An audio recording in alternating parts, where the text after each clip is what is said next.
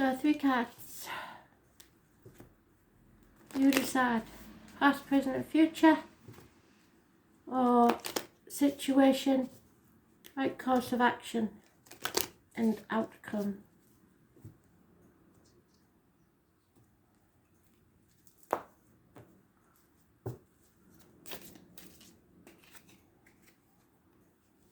Number 60.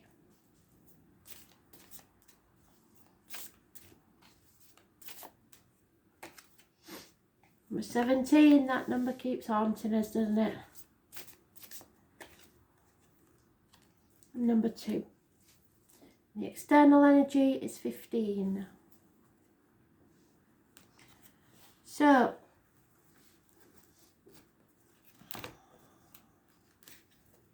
what do we need to know, Ching?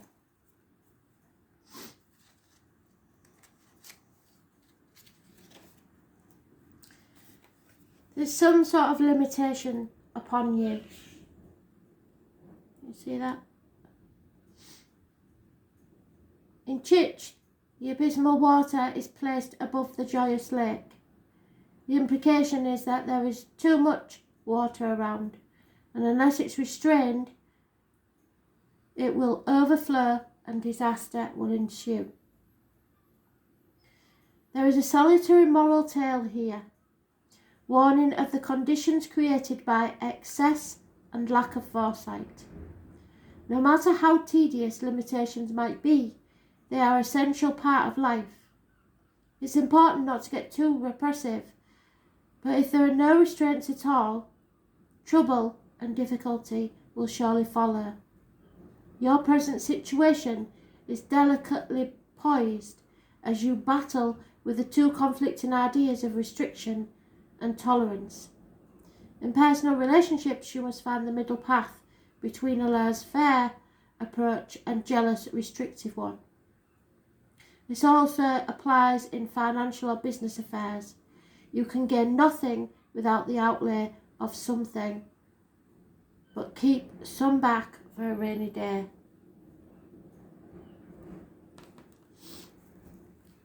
Number 17, which we've had before. So, following. This is a time when you can put the troubles of the world to one side for a little while.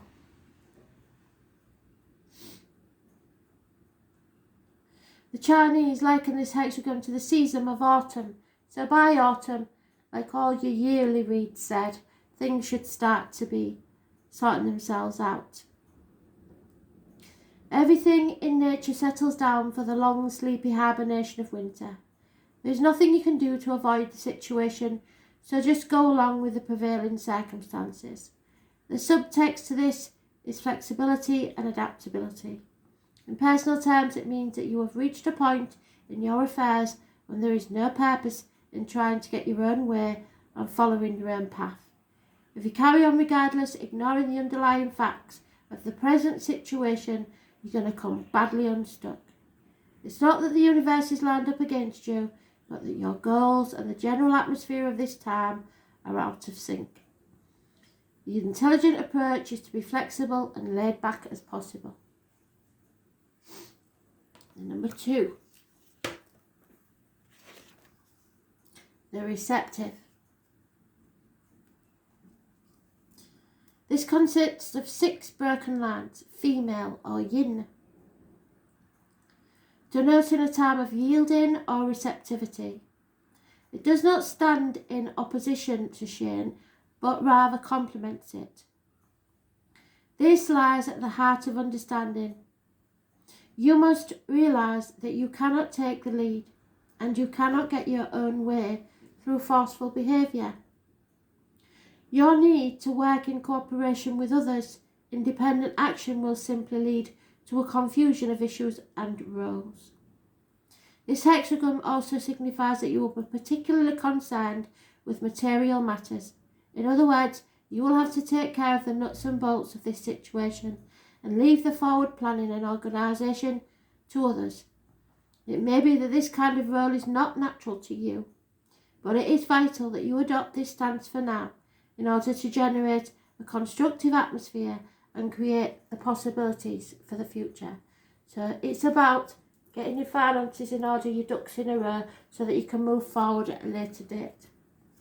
And the external energy is 15.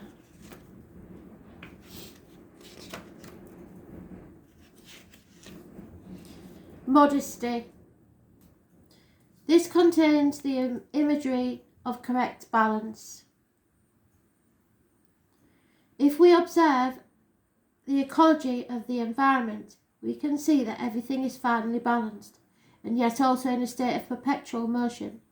Nature is a great leveller, yet it supports an enormous number of creatures in a delicate and interwoven mesh. The message is that the only way to approach life successfully is with modesty and moderation. And this is especially true now. In business, personal affairs, social situations, or any other area of life, it is essential that you avoid any extremes in how you behave or think, or you may lose control of the situation. Steer away from greed and selfishness and treat those who have less than you with sympathy. This is not a time for grand plans, but instead temper everything you do with gentleness and understanding. So, thanks for listening.